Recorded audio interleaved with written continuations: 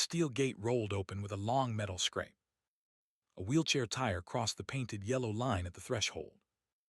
An old man's knuckles tightened on the rims, then let go. He sat there a long moment, breathing the outside air for the first time in 20 years. A guard behind him cleared his throat and said one word. "Move." The wheels squeaked, then carried him onto the sidewalk beyond the fence. A canvas bag sat on his lap. Inside that bag was everything he still owned in this world. A toothbrush, a folded shirt, a photograph of a little girl with two missing front teeth. He looked down at the photograph, and his thin shoulders shook once. His name was Walter Hadley, and the home he was rolling toward did not belong to him anymore. Who lives in that house now? Stay with me on this one. The bus station was 4 blocks away, and Walter took almost an hour to get there. His arms had not pushed a chair this far in a long time. The prison yard was flat concrete. The town outside was old broken pavement with roots underneath. Every crack jolted his wrists. He stopped twice to rest at a bench, and once at a bus stop bench that had no shade. A woman walked past him with a child on her hip, and the child stared. Walter smiled, the way an old man smiles at a child, and the woman pulled the child closer and kept walking. He understood. He looked like what he was. A thin man with gray stubble, faded denim, prison boots, and the kind of eyes people did not want to meet. He bought a ticket with the cash they had given him at release. $43 and change. The clerk slid it under the glass and did not look up. The bus to Millbrook left at 1 in the afternoon. He had 2 hours to wait. He wheeled himself to the corner of the waiting room where the heating vent rattled, and he closed his eyes. He did not sleep. He just listened to the world being loud again. Voices, wheels, phones, a radio playing music he did not recognize. 20 years was a long time. The music in his head was still the music of 2006. The world had moved on without him, and the world had not asked his permission. On the bus, he sat in the wheelchair spot near the front. The driver strapped him in with practiced hands and asked him where he was going. Walter said the road name. Old Cattlewood Road, just outside Millbrook. The driver nodded and said he knew it. Quiet stretch out there. Walter said yes, it used to be. The driver glanced at him in the mirror and did not ask anything else. People in small towns learn fast which questions to leave alone. The ride took 3 hours. Walter watched the country he had not seen in 2 decades roll past the window. New billboards. New gas stations. The same old fields. The same old grain elevators leaning a little more than before. He had been a younger man when he last saw these roads. He had been 49 and strong and angry and innocent. Now he was 71 and tired and quiet and still innocent. That word did not mean what it used to mean to him. Once it had meant a verdict. Now it just meant a fact he carried inside his chest like a stone. The bus dropped him at a crossroads. There was no station. Just a wooden bench and a gravel shoulder. The driver lowered the lift, and Walter rolled himself down onto the dirt. The bus pulled away in a cloud of diesel smoke. He sat there alone with his canvas bag on his lap. A dog barked somewhere far off. The wind moved through dry corn stalks in the field across the road and made a sound like dry paper being torn. He took out the photograph again. He looked at the little girl with the missing teeth. She would be 26 years old now. A grown woman. He had missed her growing up. He had missed her birthdays, her school plays, her first job, her wedding if she had one. He folded the photograph back into his shirt pocket, against his chest, and he started pushing himself down Old Cattlewood Road toward the house his wife had left him before she died. The road was longer than he remembered. The gravel was deeper. His arms were burning by the time he saw the mailbox. He stopped at the mailbox and stared at it for a long time. It was a new mailbox. Black metal. Clean white numbers. The name on the side was not Hadley. The name on the side was Carver. Walter read it 3 times. He blinked. He read it again. Carver was his brother's name. Daniel Carver. His half-brother technically. Different father. Same mother. The brother who had visited him exactly twice in 20 years, and only in the first 2 months, and who had told him on the second visit not to expect anything to be the same when he came back. Walter had not understood that then. He thought he understood it now. He pushed himself up the gravel driveway. His arm screamed. His back screamed. His wheel squeaked with every revolution. The farmhouse came into view, and his throat closed up. The house had been repainted, white with green trim, instead of the soft yellow his wife had chosen. The porch was new. There were flower boxes under the windows. The barn behind the house had a new metal roof. Someone had taken care of this place. Someone had loved it. Someone had lived a whole life in it, while he sat in a concrete cell 240 miles away. He stopped halfway up the driveway and put his hands in his lap and just stared. A child's bicycle leaned against the porch railing. A wind chime turned in the breeze. He could hear very faintly a radio playing inside the house. Country music. The kind he used to love. He pushed himself the rest of the way up. He stopped at the bottom of the porch steps. There were 3 of them. 3 steps between him and the door of his own house. He sat there in his wheelchair and he understood, for the first time, that he could not go inside. Not on his own. He raised one trembling hand and he knocked on the porch railing, hard 3 times. Footsteps came down the hall. The screen door opened. A woman stepped out onto the porch. She was in her mid-20s. Dark blonde hair pulled back in a loose braid. Blue eyes. A small scar above her right eyebrow shaped like a comma. Walter knew that scar. He had been holding her the day she got it. She had been 3 years old and she had fallen against the corner of the coffee table, and he had carried her bleeding into the kitchen, and he had pressed a clean towel against her forehead, and he had told her she was the bravest girl in the world. He looked at the scar now, and his whole body went cold. The woman did not look cold. The woman looked confused, and then concerned, the way a stranger looks at a homeless man who has rolled up her driveway. She said, "Can I help you, sir?" Her voice was kind. Her voice was the voice of someone who had been raised to be polite to old men in wheelchairs. Walter could not speak. He just stared at her. He stared at the scar above her eyebrow.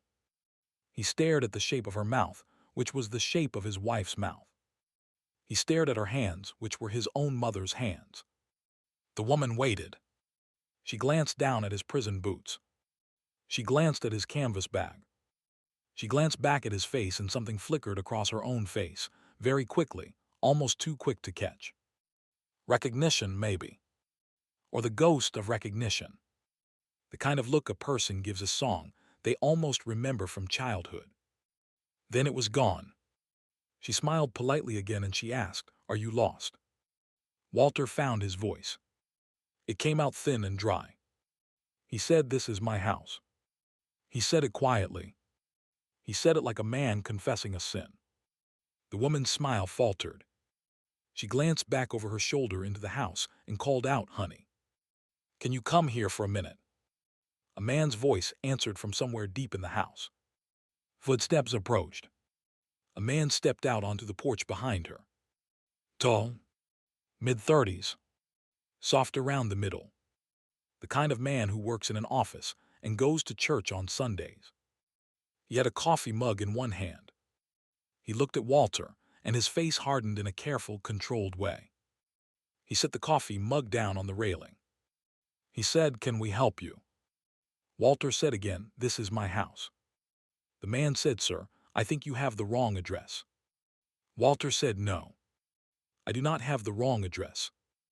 I lived in this house with my wife for 22 years before I went away. The mailbox used to say Hadley. Walter Hadley. That is my name." The young woman went very still. She turned her face slightly toward her husband. Walter saw her hand come up to touch the scar above her eyebrow without her knowing she was doing it. A car passed on the road behind them. A dog barked again. The wind moved through the wind chimes. Nobody on the porch said anything for a long count. Then the young woman, in a voice so quiet Walter almost missed it, said one word. "Daddy." Her husband heard it, and he heard what it meant. He took a step forward between her and Walter, and he raised one hand the way a man raises his hand to stop traffic. He said, "All right. Let us all just take a breath." Walter looked at his daughter standing behind her husband. He looked at the scar he had bandaged. He looked at her eyes, which were her mother's eyes. He breathed in once, very slowly, and he wheeled his chair back a few inches and he said, "I'm not here to take anything. I just wanted to see." The husband watched him. His daughter, started to cry, very quietly without sound. And then a screen door creaked somewhere inside the house, deeper, and another set of footsteps came down the hall, lighter and quicker, and a teenage boy stepped out onto the porch holding a half-eaten apple. He was maybe 14. He had Walter's own eyes. The boy stopped, and he looked at the old man in the wheelchair, and he chewed his apple slowly, and he did not understand yet what he was looking at. The husband said something low to the boy. The boy nodded but did not move. The daughter wiped her cheeks with the back of her hand, and she said, "Please. Both of you. Just come inside." She said it to her husband and to Walter at the same time. The husband did not like it. Walter could see he did not like it. But the husband nodded once, and he came down the steps, and he braced the wheelchair from behind, and together with the boy they lifted Walter up the 3 steps onto the porch. The wheels rolled across painted boards. The screen door creaked. Walter Hadley rolled into the front room of his own house for the first time in 20 years. He stopped just inside the doorway. He had to. His hands went weak on the rims. The room was not his room. The room was someone else's life. New couch. New rug. New paint on the walls. Photographs everywhere. He could not look at them yet. He looked at the floor instead. The floor was the same wide oak boards he had laid down himself the summer before his daughter was born. He had been on his knees driving those boards in with a hammer, while his wife stood in the doorway laughing at him because he kept hitting his own thumb. The boards were the same. Everything else was different. His daughter, came around in front of him and crouched down so her face was level with his. She looked at him and she looked at him and she looked at him. She said, "I do not know what to say." He said, "Neither do I." He said, "What is your name now?" She told him. It was not the name he had given her. It was a different first name and a different last name. He nodded slowly. He said, "That is a good name." She started to cry again. She put her hand on his hand. Her hand was warm. His hand was cold. The contact almost broke him. If you are still with me, hit that subscribe button. It tells me you want the rest of these. Because there is a lot more to this story, and the worst of it is in this room right now. The husband was standing by the window with his arms crossed. The teenage boy was standing by the kitchen doorway, the apple forgotten in his hand. Nobody had told the boy anything yet. The boy was working it out on his own. The boy looked at Walter, then at his mother, then back at Walter. Walter watched the boy's face. He saw the moment the boy understood. The boy's mouth opened slightly. The boy looked at his own hand, and then at Walter's hand. The same long fingers. The same square knuckles. The boy whispered something Walter could not hear, and then louder the boy said, "Are you my grandfather?" The husband closed his eyes. The daughter pressed her forehead against Walter's knee, and her shoulders shook. Walter looked at the boy and he tried to answer, and he could not. He just nodded once. The boy stood there holding his apple, and Walter saw the boy's eyes fill up, and the boy did not know why he was crying for a stranger. Walter found his voice. He said, "Where is Daniel?" The husband looked up sharply. The daughter raised her head. She said, "Who?" Walter said, "My brother. Daniel Carver. The man on the mailbox." She said, "That is my father." Walter looked at her. He looked at her for a long second. He said no. He is not. Her face changed. The husband stepped away from the window. The husband said, "Sir, that is enough." Walter shook his head slowly. He said, "I am sorry. I am so sorry. But he is not your father. I am. And he has been telling you a story your whole life." The daughter stood up. She backed away from him. She said, "My father told me my real father died in prison.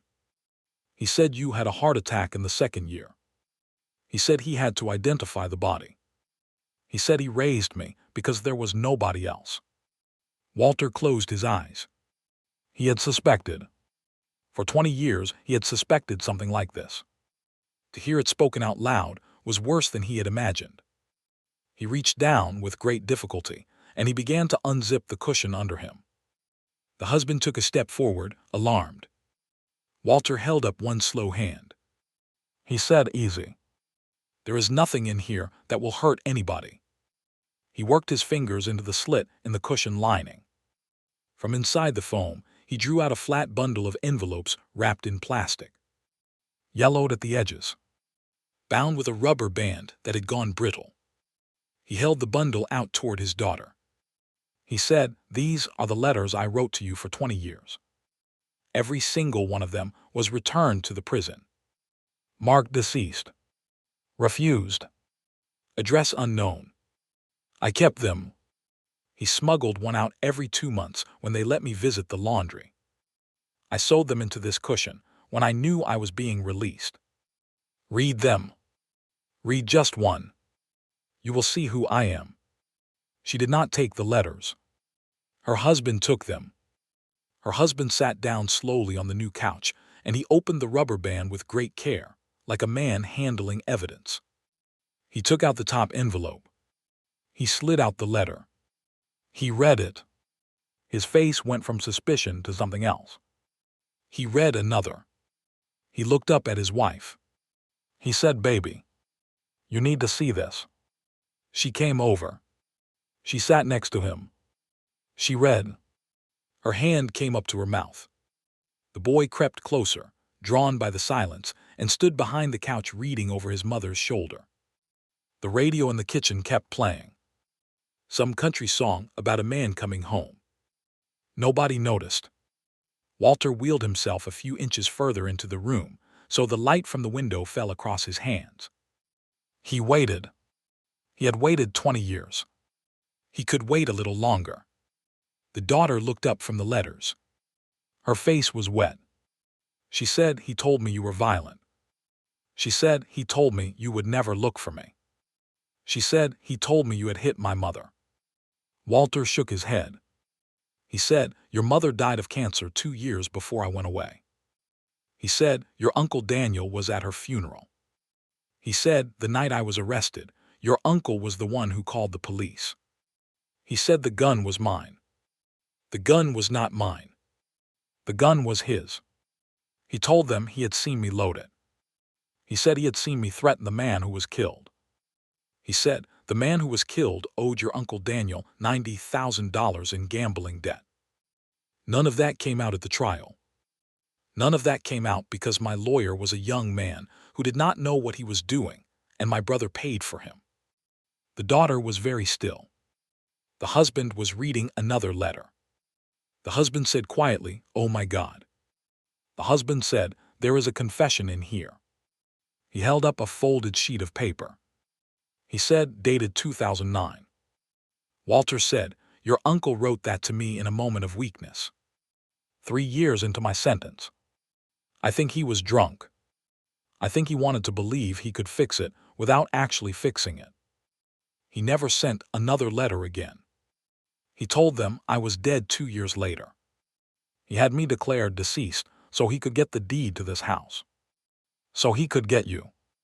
So he could get everything." The daughter put her hands over her face. The boy was crying openly now. The husband stood up holding the bundle of letters, and he said, "Where is he? Where is Daniel right now?" The daughter said in a slow, numb voice, "He is at the church. It is Tuesday. He runs the men's group on Tuesdays. He will be home at 6. The husband looked at the clock on the wall. It was 4:40.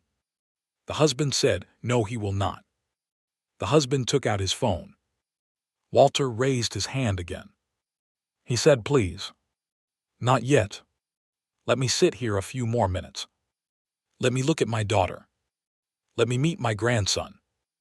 Then you can call whoever you need to call. The husband lowered the phone. He nodded slowly. He sat back down. For 10 minutes, nobody said much. The daughter knelt next to the wheelchair, and she held Walter's hand. The boy came and sat on the rug at his feet, the way a much younger boy would sit, and he looked up at Walter, and after a while he said, can I see the picture? Walter took the photograph of the little girl with the missing teeth out of his shirt pocket. He gave it to the boy. The boy looked at it. The boy looked at his mother. The boy said, Mom, this is you. The daughter took the photograph in both hands. She held it close to her face. She said, I remember this dress. I remember it. I thought I had dreamed it. She started to cry again, but quietly, the way an adult cries when something old has finally been put back where it belongs. The husband stood by the window and watched the road. At 5:50, a tan sedan turned into the driveway. The husband said, he is here. The daughter looked up. The boy stood. Walter took a deep breath. The car door slammed. Footsteps came up the porch. The screen door opened. A heavy-set man in his late 60s stepped into the front room carrying a Bible and a covered casserole dish. He saw the wheelchair. He saw the old man in the wheelchair. The casserole dish hit the floor. It did not break. It rolled. Tomato sauce spread slowly across the oak boards Walter had laid down himself 40 years ago. Daniel Carver opened his mouth. Nothing came out. Walter looked at him. Walter did not say anything for a long moment. Then Walter said, hello, brother. Daniel's knees actually buckled. He had to grab the door frame. The husband stepped forward and took the Bible out of Daniel's hand and set it on the side table.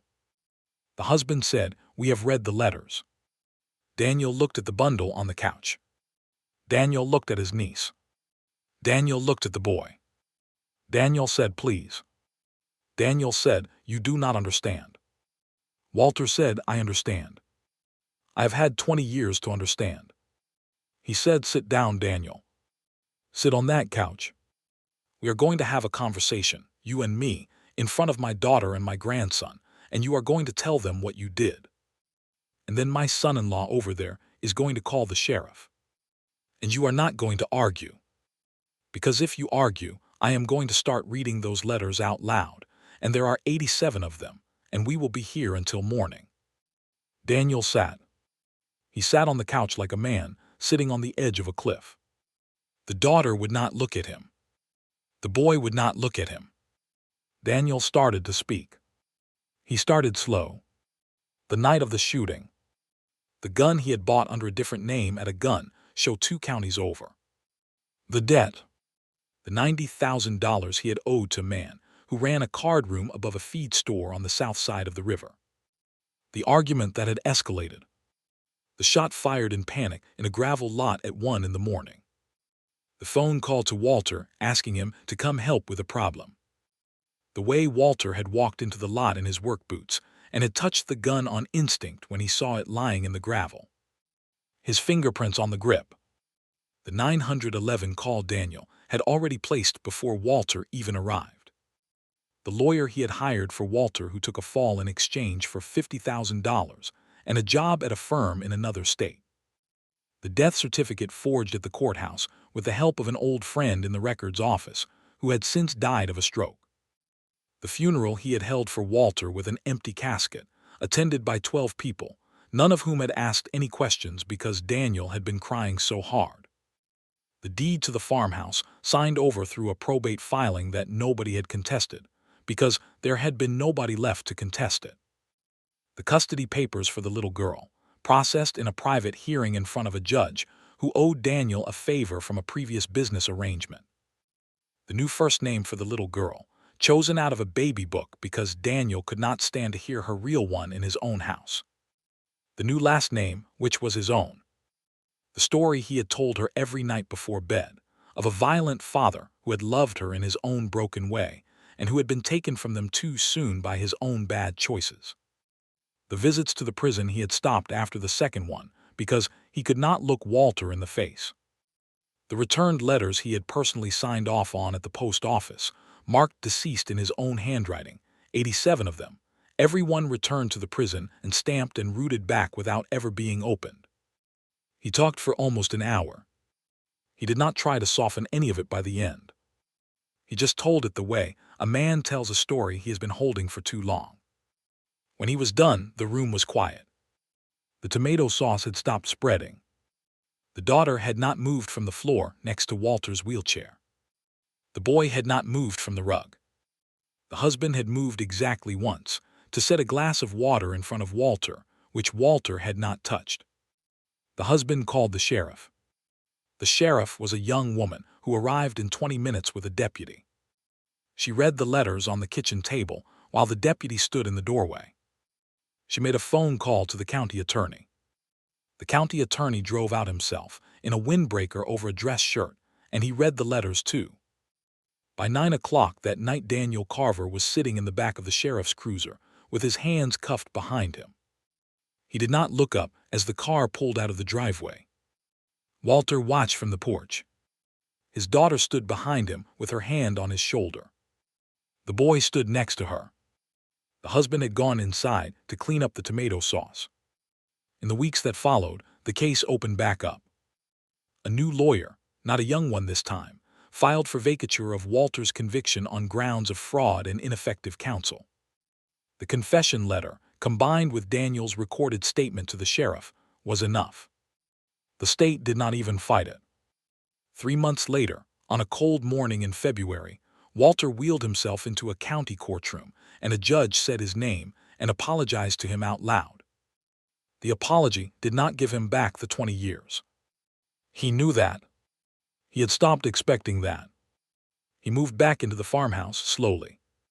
His daughter and her husband and the boy stayed too, for a while, in the upstairs bedrooms that had been empty for a long time. The husband repainted the porch the soft yellow his wife had chosen. He found the old paint chip in a drawer in the kitchen, tucked behind a stack of recipe cards, and he matched the color exactly. The daughter took down the new family photographs and helped Walter put up the old ones, one at a time. Pictures of her mother at the kitchen sink. Pictures of Walter holding her as a baby in the front yard. Pictures of all three of them at the county fair, the summer before her mother got sick. The boy fixed the squeaky wheel on the wheelchair with a drop of oil from the barn and a careful turn of a wrench. He told Walter he wanted to learn how to fix everything. Walter said that sounded like a reasonable plan for a life. Walter sat on the porch most afternoons and watched the dry corn stalks move in the wind across the road. A neighbor down the road, an old farmer who had been a younger man when Walter went away, came by on a Saturday with a casserole and shook Walter's hand for a long time before he left. Other neighbors came too, in ones and twos, over the following weeks. Some of them had testified against him at the trial. Some of them apologized. Walter listened. Walter nodded. Walter did not hold it against them. He had used up all of that too, a long time ago in a small concrete room. He still got tired easily. He still woke up at 4 in the morning out of old habit, listening for a cell door that would not open. But the kitchen smelled like coffee in the morning, and his grandson asked him questions every night at dinner about the world before phones, and his daughter, who had a new last name now and would always have it because she had a son who carried that name too, sat next to him on the porch and held his hand and did not say much. One evening in early spring, the boy asked him if he was angry. Walter thought about it for a long time. He watched the sun go down behind the barn with the new metal roof. He said, "No, I am not angry anymore." He said, "I was angry for a long time. I was angry in a small concrete room with a window the size of a book. I used up all of my anger in there." He said, "I came home with nothing left but the wanting." He said, I just wanted to see you. I just wanted to see her. He said, I have seen you now. The boy nodded. The boy did not say anything else. They sat on the porch until it was dark. Inside the house, somebody was making dinner, and the radio was playing an old country song. And the wind moved through the wind chimes the way wind has always moved through wind chimes on porches at the end of long days in small Midwestern towns. Walter Hadley closed his eyes and he breathed the outside air, and for the first time in 20 years, the air smelled like home.